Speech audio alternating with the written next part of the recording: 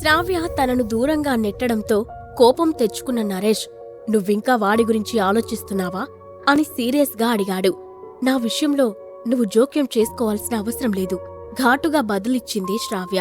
నువ్వు త్వరలోనే నాకు భార్యవి కాబోతున్నావు, అలాంటప్పుడు నేనెందుకు జోక్యం చేసుకోకూడదు అని అంటూనే కోపంగా విండో డోర్ను విసిరికొట్టాడు నరేష్. దాంతో ఆ డోర్ గ్లాస్ ముక్కలు ముక్కలై చెల్లా చెదురుగా పడ్డాయి. నేను ఈ ఫ్యామిలీకి కాబోయే వారసుణ్ణి, నువ్వు ఆ పనికి మాలిన ఇల్లరికపు అల్లుడికిచ్చే గౌరవాన్ని కూడా నాకివ్వడం లేదు అని పళ్ళు కొరుకుతూ అన్నాడు. అప్పటికే అతని ముఖంలో ఎక్స్ప్రెషన్స్ క్రూరంగా మారిపోయాయి. నువ్వతన్ని కాపాడాలనే ఈ పెళ్లికి ఒప్పుకున్నావని నాకు బాగా తెలుసు, కానీ నా దగ్గరికి వచ్చిన తర్వాత వాడి గురించి ఆలోచిస్తూ ఉంటే నేను చూస్తూ ఊరుకుంటాననుకుంటున్నావా? అసలు నేనేంటో ఈ రోజు నీకు అర్థమయ్యేలా చెప్తాను. ఇప్పటికిప్పుడే నిన్ను నా దాన్ని చేసుకుంటాను, వాడికన్నా నేనే తగిన వాడినని నిరూపించుకుంటాను అని కటువుగా అన్నాడు నరేష్. నీ దృష్టిలో అతను పనికి మాలిన అల్లుడు కావచ్చు, కానీ నా దృష్టిలో అతను నీకన్నా 100 రెట్లు ఎక్కువ గొప్పవాడు అని శ్రావ్య ఏమాత్రం భయపడకుండా అతనికి సమాధానం చెప్పింది. ఆ మాటలు విన్న నరేష్ కోపం మరింత ఎక్కువైంది. దాంతో అతను హఠాత్తుగా శ్రావ్య దగ్గరకు వెళ్లి ఆమెను బలవంతంగా పట్టుకొని గట్టిగా కౌగిలించుకోవడానికి ప్రయత్నించాడు. ఊహించని ఆ పరిణామానికి బిత్తరపోయిన శ్రావ్య వెంటనే అతని దగ్గర నుండి విడిపించుకోవడానికి ప్రయత్నించింది. కాని నరేష్ ఆమెను గట్టిగా పట్టుకుని, ఈ రాత్రి నిన్ను నాదానిగా చేసుకుని తీరతాను అని అంటూనే ఆమెను లాక్కెళ్లి బెడ్ పైకి విసిరేశాడు. నరేష్, మీరేం చేస్తున్నారు? నన్ను వదలండి, నన్ను వెళ్ళనివ్వండి అని అంటూ అతని నుండి తప్పించుకోవడానికి ట్రై చేస్తుంది శ్రావ్య. కాని బలంగా దృఢంగా ఉన్న నరేష్ నుండి ఆమె తప్పించుకోలేకపోతుంది. ఆమెను బెడ్ పై కదలనివ్వకుండా చేసిన నరేష్ తన డ్రెస్ను విప్పబోతుండగా ఇంతలో ఎవరో ఆ రూమ్ డోర్ పై గట్టిగా తడుతున్న చప్పుడు వినిపించింది. దాంతో ఇద్దరూ మౌనంగా అటువైపు చూశారు. ఆ గది పూర్తి నిశ్శబ్దంగా మారిపోయింది. 2 నిమిషాలు గడిచిన తర్వాత కూడా డోర్ పై తడుతున్న శబ్దం ఆగలేదు. దాంతో విసుగు చెందిన నరేష్ కోపంగా, ఏయ్, ఎవరు నువ్వు? కొంచెం కూడా బుద్ధి లేదా? ఎందుకలా డోర్ పై కొడుతున్నావు? మీకు గొంతు లేదా అని అరిచాడు. ఆ శబ్దం వల్ల తన కోరికకు బ్రేక్ పడిందని అతను చిరాగ్గా అన్నాడు. అప్పుడు బయట నుండి, సార్, మిమ్మల్ని పెద్ద సార్ రమ్మంటున్నారు అంటూ వినయంగా ఒక గొంతు వినిపించింది. అది వినగానే నరేష్ డిసప్పాయింట్ అయినట్లుగా ముఖం పెట్టి, సరే వస్తున్నాను అని చెప్పాడు. అతని పని మధ్యలో డిస్టర్బ్ అవడంతో అతనికి చిరాకు వచ్చింది. అప్పుడు అతను శ్రావ్య వైపు చూసి, నీ అదృష్టం బావుంది, ఈ రాత్రికి నిన్ను వదిలేస్తున్నాను. అయినా పర్వాలేదులే, ఎలాగూ ఇంకొన్ని రోజుల్లో నా భార్యగా నా గదిలోనే ఉంటావు, అప్పుడు చూస్తాను నీ పొగరు సంగతి అని అంటూనే బెడ్ దిగి తన ఒంటిపై ఉన్న డ్రెస్ సరిచేసుకొని హడావుడిగా గదిలో నుంచి బయటకి నడిచాడు. అతను వెళ్ళిపోగానే శ్రావ్య కూడా పెద్ద ప్రమాదం నుంచి తప్పించుకున్నట్లుగా చిన్నగా నిట్టూర్చింది. ఆమె కళ్ల ముందు నవ్వుతూ నుంచున్న సాగర్ రూపమే మెదిలింది. ఆ తర్వాత ఆ రాత్రి త్వరగా గడిచిపోయింది. తర్వాత రోజు ఉదయాన్నే సాగర్ నిద్రలేచే సమయానికి అతని రూమ్కి వచ్చాడు భోలా.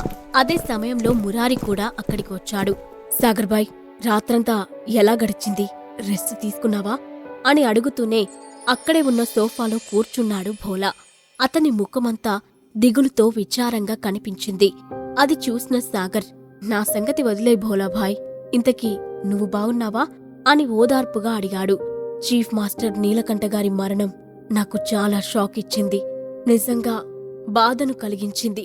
కానీ నేను ఇలా బాధపడుతూ ఉండడం నా చీఫ్ మాస్టర్కు నచ్చదు. అన్నిటికంటే పెద్ద విషయం, ఇప్పటివరకు పెద్ద సంస్థగా ఉన్న మిరియడ్ ఇమేజ్ సెక్టార్ అతని మరణంతో తన ఉనికిని కోల్పోయినట్లు అనిపిస్తుంది. కానీ ఏం చేయగలం, జీవితమంటే అదే కదా. ఎవరెవరో ఈ భూమిపైకి వస్తూ ఉంటారు, వెళ్ళిపోతూ ఉంటారు. మన టైం వచ్చినప్పుడు మనం కూడా వెళ్ళిపోవాలి అని బాధగా చెప్పాడు. ఆ మాటలు విని సాగర్ చిన్నగా తల ఊపాడు. మురారి కూడా ఏం మాట్లాడకుండా సైలెంట్గా ఉండిపోయాడు. నీలకంఠ చనిపోయే ముందు కూడా అవే మాటలు చెప్పినట్లు జ్ఞాపకం వచ్చింది. ఇంతలో భోలా మళ్ళీ మాట్లాడుతూ, సాగర్ భాయ్, నాదొక సలహా. నీ ఫ్రెండ్ మురారి నా బ్రదర్ లాంటి చీఫ్ మాస్టర్ నీలకంఠకి శిష్యుడు. కాబట్టి ఇక నుండి మనం ముగ్గురం ఒకరికొకరు బ్రదర్స్గా ఎందుకు ఉండకూడదు? అలాగే మనం బ్రదర్స్గా ఎందుకు పిలుచుకోకూడదు అని అడిగాడు. సరిగ్గా చెప్పారు భోలాగారు. నా మనసులో కూడా నిన్నటి నుండి ఇదే ఆలోచన నడుస్తుంది. మురారి ఆనందంగా టేబుల్పై కొడుతూ అన్నాడు. నాక్కూడా ఎలాంటి ప్రాబ్లం లేదు. భోలా వైపు కొంచెం లోతుగా చూస్తూనే చెప్పాడు సాగర్. అతని మనసులో ఏముందో అర్థమైనప్పటికీ దాని గురించి సాగర్ బయటకి చెప్పలేదు. అప్పుడు భోలా వెంటనే, మీ ఇద్దరూ నా సలహాకు ఒప్పుకున్నందుకు సంతోషంగా ఉంది. ఈ నిమిషాన్ని మనం ఎప్పటికీ గుర్తుండిపోయేలా నిలుపుకోవాలి అని అంటూనే లేచి వెళ్లి అక్కడే కబోర్డ్లో ఉన్న వైన్ బాటిల్ తీసుకొచ్చి ముగ్గురికి 3 గ్లాసుల్లో నింపి, ఈ రోజు నుండి మనం ముగ్గురం ఒకరికొకరు సోదరుల్లాగా ఉండబోతున్నాం అంటూ తన చేతిలోని వైన్ గ్లాస్ను పైకెత్తాడు. వెంటనే సాగర్, మురారి కూడా చిన్నగా నవ్వి, మేము దీనికి ఒప్పుకుంటున్నాం అంటూ వాళ్ళు కూడా తమ చేతుల్లోని గ్లాసులను పైకెత్తి చీర్స్ కొట్టి వైన్ను సిప్ చేయడం మొదలుపెట్టారు. సాగర్ భాయ్, ఈ మధ్య నువ్వేదో ప్రాబ్లంలో పడ్డావని విన్నాను హఠాత్తుగా అడిగాడు భోలా. అది చిన్న విషయమేలే భోలాభాయ్, దాని గురించి కంగారు పడకు, నేను చూసుకుంటాను అని తేలిగ్గా చెప్పాడు సాగర్. విజయనగరం మంచి ఏరియా, వీలైతే దాన్ని కూడా కంట్రోల్లోకి తీసుకో నవ్వుతూ అన్నాడు భోలా. ఆ మాట వినగానే సాగర్ ఆశ్చర్యపోతూ, నేను మనసులో ఏం ఆలోచిస్తున్నానో నీకెలా తెలిసింది అని అడిగాడు. ఇక్కడి నుంచి వెళ్లిన తర్వాత త్వరగా శ్రావ్యను విజయనగరం నుంచి తీసుకురావాలని అక్కడ ఆధిపత్యం చెలాయిస్తున్న శివరావు ఫ్యామిలీని కంట్రోల్ చేసి విజయవాడలో చేసినట్లుగానే అక్కడ కూడా తన సామ్రాజ్యాన్ని విస్తరించాలనుకుంటున్నాడు సాగర్. అతని మనసులో జరుగుతున్న ఆ ఆలోచనలను భోలా బయటకి చెప్పడంతో ఆశ్చర్యపోవడం సాగర్ వంతైంది. హలో బ్రదర్స్, మీ ఇద్దరూ కొంచెం తెలుగులో మాట్లాడుకుంటారా? మీ కోడ్ లాంగ్వేజ్ నాకు అర్థం కావడం లేదు. ఎందుకంటే నేను మీలా పెద్దగా చదువుకోలేదు. అందుకే కొంచెం సింపుల్గా చెప్పండి. నాకు మీ మాటలు వింటుంటే ఏదో కొత్త లాంగ్వేజ్ వింటున్నట్లుగా ఉంది అని మత్తుగా అన్నాడు మురారి. ఆ మాటలు విని సాగర్, భోలా ఇద్దరూ చిన్నగా నవ్వి ఊరుకున్నారు. ఆ తర్వాత కాసేపటికి, భోలాబాయ్, నేను ఇక్కడ ఎక్కువ రోజులు ఉండలేను. ఈ రోజే హైదరాబాద్కి బయలుదేరాలని నిర్ణయించుకున్నాను అని చెప్పాడు సాగర్. చివరిసారి స్వప్నలోక్లో కలిసినప్పుడు డాన్ హాల్ ఇన్ఛార్జ్ రాధిక తనను కలుస్తానని చెప్పింది. ఆమె చెప్పిన సమయం దాటి 2 రోజులు పూర్తయిపోయింది. అందుకే వెంటనే ఆమెను వెళ్లి కలవాలనుకున్నాడు సాగర్. సరే సాగర్ బాయ్, నీకు అర్జెంట్ పని ఉంటే నిన్ను ఇక్కడే ఉండమని నేను కూడా బలవంతం చేయను. కానీ ఒక విషయం మీ ఇద్దరూ ఎప్పుడూ గుర్తుంచుకోండి, మీకు ఎలాంటి ప్రాబ్లం వచ్చినా నాతో చెప్పండి. నేను దాన్ని తీరుస్తానని హామీ ఇవ్వలేను, కానీ మీకు సహాయం చేయడానికి నా శాయశక్తులా ప్రయత్నిస్తాను అని అభిమానంగా చెప్పాడు భోలా. తప్పకుండా బ్రదర్, ఇక నుండి మనం ముగ్గురం బ్రదర్స్ అని ఫిక్స్ అయ్యాం కదా. ఏది చేసినా ముగ్గురం కలిసి చేద్దాం సాగర్ కన్నా ముందు సమాధానం చెప్పాడు మురారి.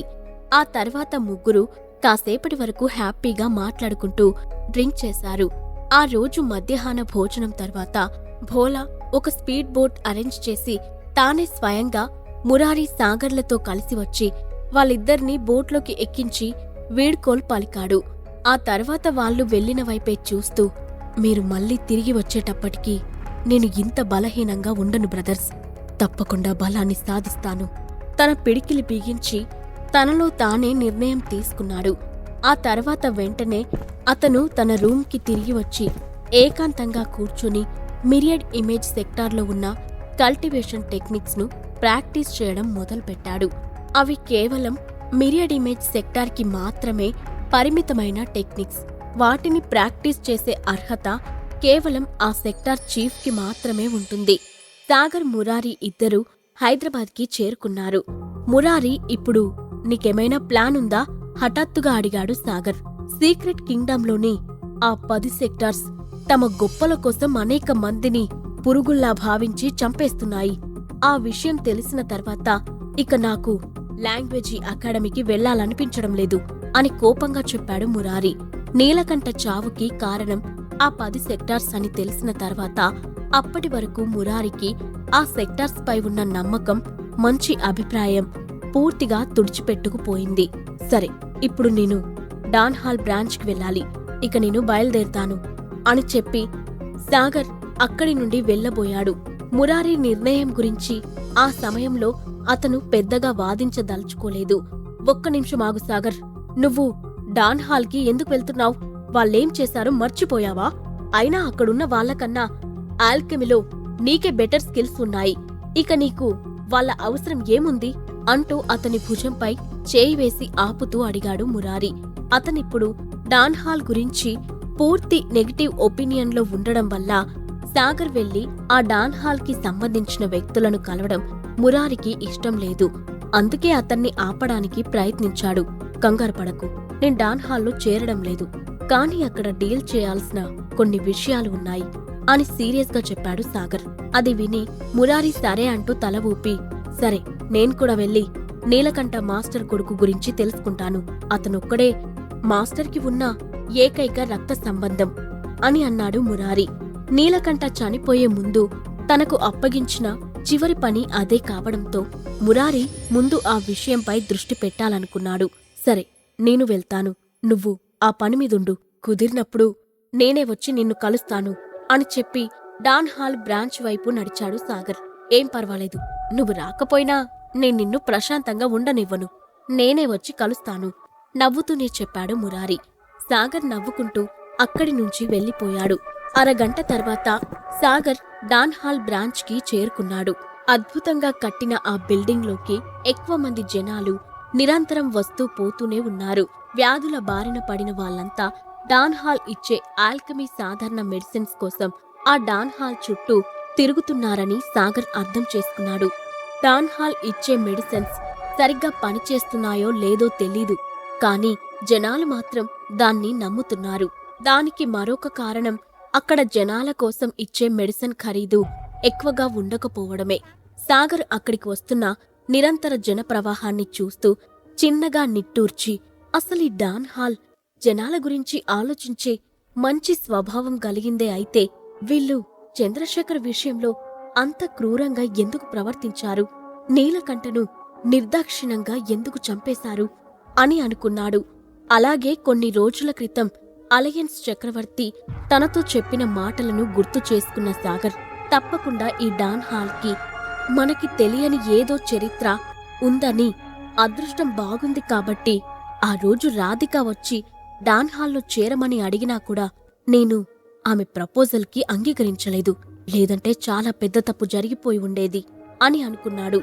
ఆ తర్వాత సాగర్ వెంటనే తన మొబైల్ తీసి రాధికకు కాల్ చేసి, రాధిక మేడం, నేను మీ డాన్ హాల్ ఎంట్రన్స్ దగ్గరే ఉన్నాను అని చెప్పాడు.